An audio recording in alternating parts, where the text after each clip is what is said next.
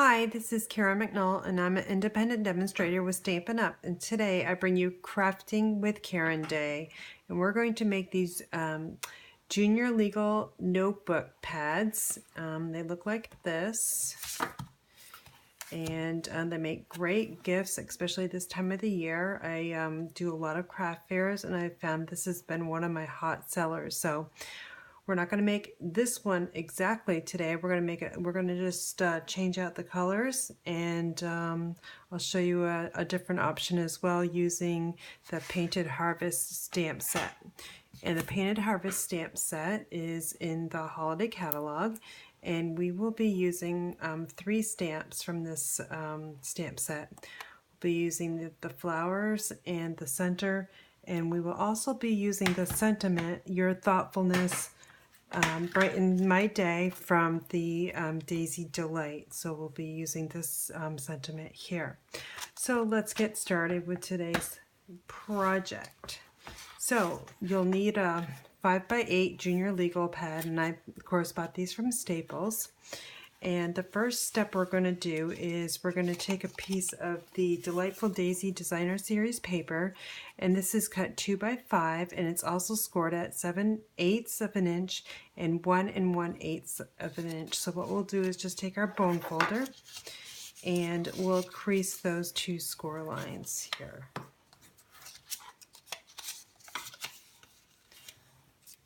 Our next step is to just flatten it out a little bit because it'll be easy to work with. We're going to take our tear and tape, and we are going to run a strip of the tear and tape along the edge,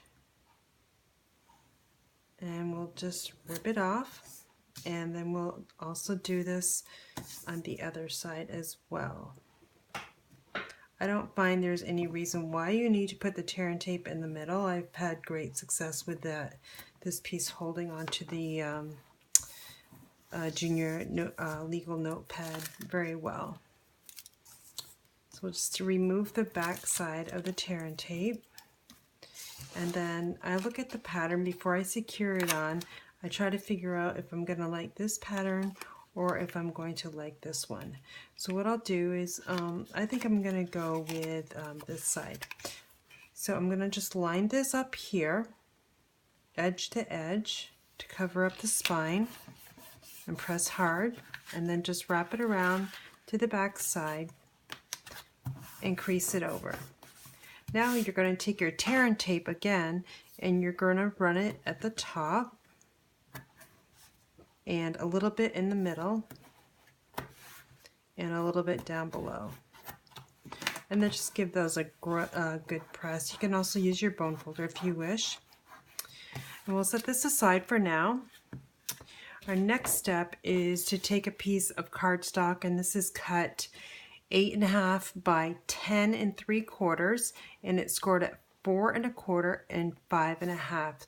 So we'll just take again our bone folder, and we're just going to burnish this real well to get a good fold.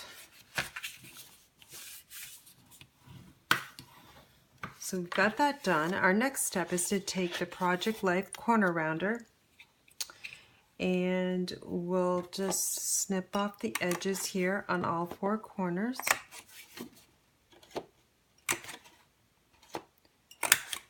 Okay, and now we'll go back to our junior legal pad here and remove the backing from the tear and tape, and we're going to secure this on. What I do is I just line it up with the crease and 1/4 inch around all 4 sides, press it down gently, flip it over, and then just rub on the back side where that tape is. Alright, so that's what this looks like right now. And I just noticed I don't have my Designer Series paper, so I've got to run over and get that. Just a minute, please.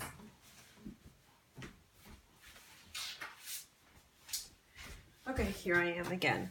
So this is the Delightful Daisy Designer Series paper, and it is cut 5 by 8 1/4. And again, we're going to take our corner rounder, and we're going to just round the right side to 2 corners here. and that's going to go right on the front here. So we'll just take our adhesive and just run it on all 4 sides. And I usually just do 2 right there. And then we're going to put this down, and we're going to have 1/4 of an inch on all 4 sides.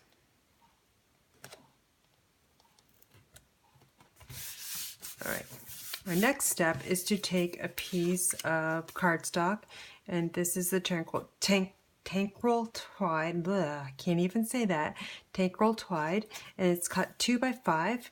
And this is again the designer series paper, Delightful Daisy, but we're going to use the opposite side. So we'll put adhesive on this side and just add it to this piece. And we're just looking for 1/4 of an inch on the top and the bottom. And if your paper runs over just a little bit, you can trim it off. But I like to see if sometimes the cardstock could be cut a little bit shorter, which in this case it is. So I'm not going to cut this off because it'll help disguise the little blemish I have there. So this piece is going to go on the front.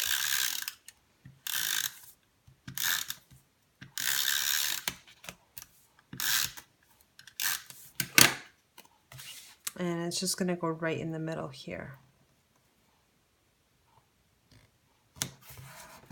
Okay, so we've got that done. Our next thing we're going to do is we're going to stamp this flower image.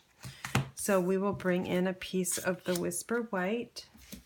We're also going to bring in our Stampin' Pierce mat and also a piece of scrap paper. Put that all down. And what I like to do first is stamp the sentiment. So I'm going to use chocolate chip ink. And I'm going to ink up the stamp, and I'm going to just stamp it down here in the lower right corner.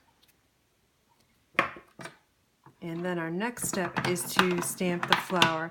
And I've chosen Old Olive and Tank Roll Tide. Oh, I can't say that. All right, so for the more solid image, we're going to use the Old Olive. And again, I'm looking for the arrow on this stamp, and I'm just going to stamp off to the left side a little bit. I don't want it really centered. I just want it set off to the side, and I'm looking at the sentiment so I don't get that stamp. So I'm just going to stamp that down and lift up. And then the next color we're going to use, we're all done with the Old Olive, so I'm going to set that aside. We'll bring in the Tide, call it the Tide, and the more detailed stamp, I'm looking for the point here at the top. Just ink this up, and I'm just looking at the center, press down and up. It's gorgeous. And then we're going to go back and stamp the center with chocolate chip. And there is a certain way to do this, the little notch there. Okay, and then a lot of times, if you use a stamp set, you'll notice there's a little bit of white that a lot of times you just can't get away with not having that white. So what I do is I take my Wink of Stella pen and I just color in the center. And it's okay if that middle gets a little bit darker. I actually kind of like it a little bit darker. And that just fills up that white area there. Okay, then we'll make sure you clean your brush. All right, so we're all done with the ink pad, so get those out of the way. And if you noticed, maybe you didn't, but I did cut this out ahead of time. I used the stitched framelits and these layering squares. And this is the scallop. So what we're going to do now is adhere this. Hopefully that's dry enough. To the back side, some adhesive here, and we're just going to put this on top here. It's just a very small border. Press it a little bit, and I like to flip my artwork over just in case I have any ink on my fingers. It doesn't transfer over to your stamped image. So there we have it. We'll bring in some dimensionals, and I have some somewhere around here. Oh, where did those dimensionals go? Oh, here they are, over here. Okay, so I'm just going to bring in 4.5. I like to use a half of a dimensional for the center, so it doesn't gives it some kind of support. You don't need a full dimensional. So I'll just use my fingernails to give those the backing. It's easier to take it off if you just press in the middle. Come off so much easier. All right, so we'll bring our notepad back into the picture here, and we're going to add this. Now you can add it wherever you wish, but I'm going to add it right in the middle. So I'm not doing any measuring with grid paper or anything like that, but I'm looking at the two scallops here, 1, 2, 1, 2, and that's lined up perfectly. And then again on this side, just so I know that it is straight. And then I'm just going to press down, flip it over, and press again, just in case I have ink on my fingers. So there we have it. That was quick and easy. And I do sell quite a bit of these at my craft fairs. So let me just show you, put up my area here, the two. And you can choose which one you like best. Do you like the one with the old olive and the repeating designer series paper in the middle, or do you like it flipped and with the tied cardstock with the reverse side of the designer series paper? Please leave a comment below. I'd love to know what you think about this project. And for all your Stampin' Up! Needs, please visit my website at inspiredbygram.com. Have a great day.